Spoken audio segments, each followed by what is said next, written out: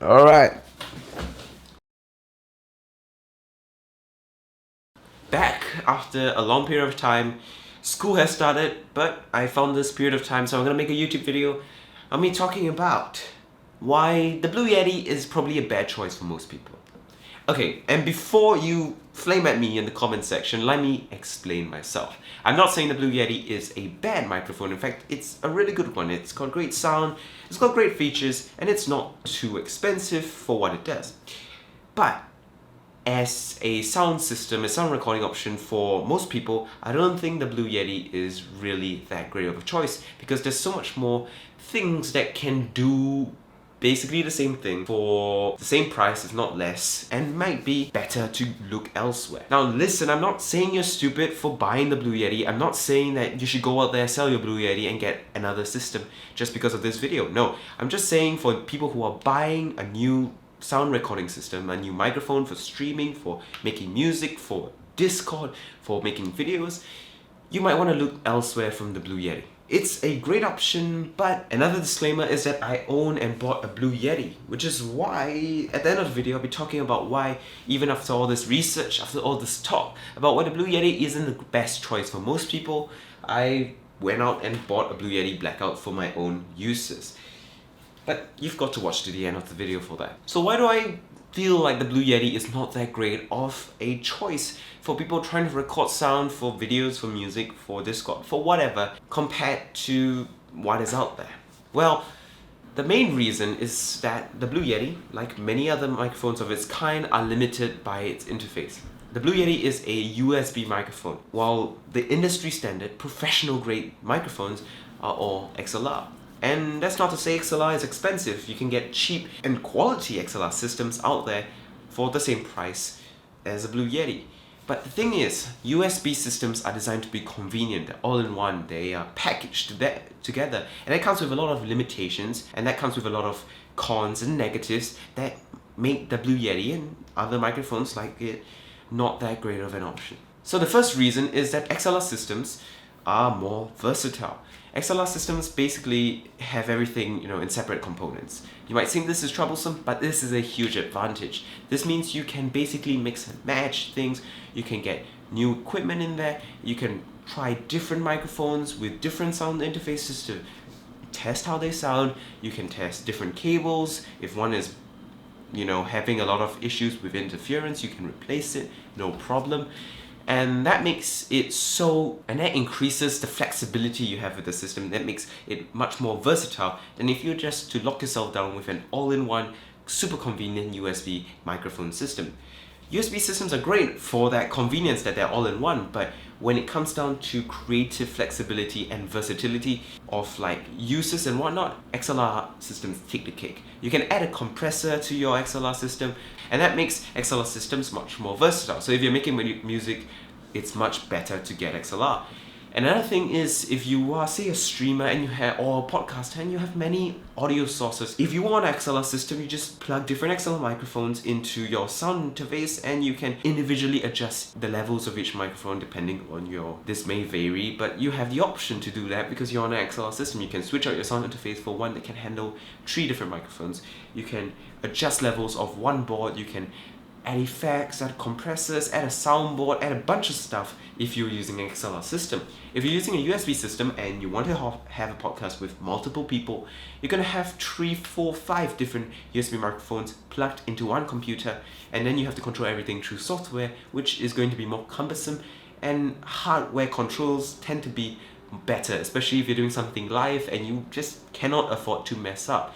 So that versatility of XLR systems is a huge advantage, which makes it much better over USB microphone. Another reason why XLR is better than USB is, well, longevity. XLR systems, as I said, have everything laid out in different parts, and that means XLR systems, basically, if something fails, you can just switch it out for something better or something new or something that works. So if your XLR cable freezes, you just switch it out. If your microphone fails, you just switch out the microphone. If your audio interface fails, you just switch that out. If your preamp fails, you just switch it out. There is no need to replace the whole system if one part fails. On the other hand, if the USB microphone breaks, like the Blue Yeti breaks, and the warranty is, it has run out of warranty, well then you're replacing the whole thing or sending the whole thing to get fixed. While on XLR, you won't have that issue because you just need to switch out one part. And that versatility and that flexibility and the ability to switch out parts makes XLR systems more long-lasting because, simply put, you don't have to replace the whole thing when something breaks, and that is a huge benefit.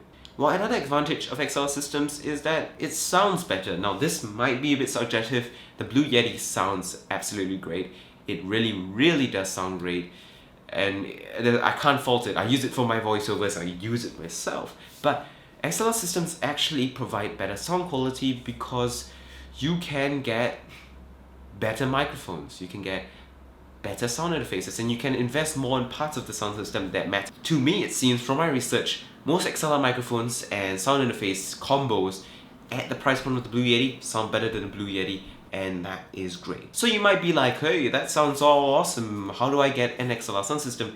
What is it? Well, for beginners, and if you're trying to hit the same price point as the Blue Yeti, well, you just need an XLR microphone like the MXL M67G, which is an absolutely great microphone from what I've seen and what I've heard, and a simple, decent XLR cable from maybe Neumann, or really most brands should be fine if you read their Amazon reviews and find out whether they're good or not, and a cheap and reliable sound interface like the Steinberg UR22 or the Behringer UMC212 or the Behringer UMC22. All these are great sound systems, they all can provide good audio. So that is essentially all you need for an XLR microphone system. It's really as simple as USB. Okay, so we've talked about why XLR is better than USB. We've talked about essentially the basic setup for USB, for an XLR system. Why then did I still go out and buy a USB microphone, the Blue Yeti? Well, first reason, my room is small, my table is microscopic.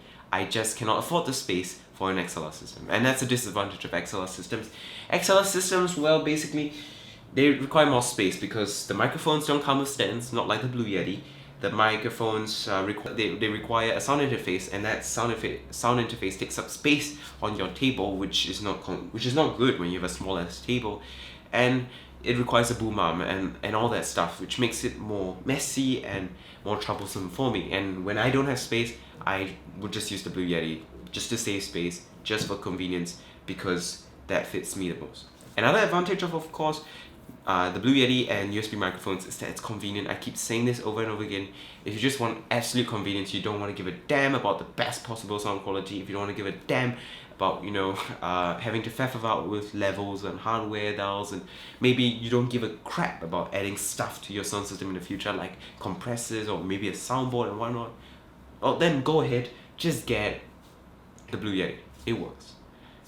You plug it in, you download the drivers if it needs to, you turn on Audacity, it records sound. It works perfectly every single time until it breaks, obviously. And that is a great advantage for a lot of people. Personally, was it not for space, I would have gotten the XLR system, but for a lot of people, the Blue Yeti is still a great option. So those are the reasons why the Blue Yeti might still be a better option than XLR, but I think that's a lot more specific than the reasons why XLR is better than USB system, like a Blue Yeti, which makes, at the end of the day, XLR microphones and XLR systems much more of a compelling option and much more of a better choice for most people and more people than something like the Blue Yeti that I have right here with me. So at the end of the day, they're both great things, they both record sound really well, but my recommendation still has to stick with XLR, and the Blue Yeti is probably quite a bad choice for you. Thank you all for watching. Don't hate me in the comments, like and subscribe, follow me on Instagram and Twitter, and I'll see you in the next one.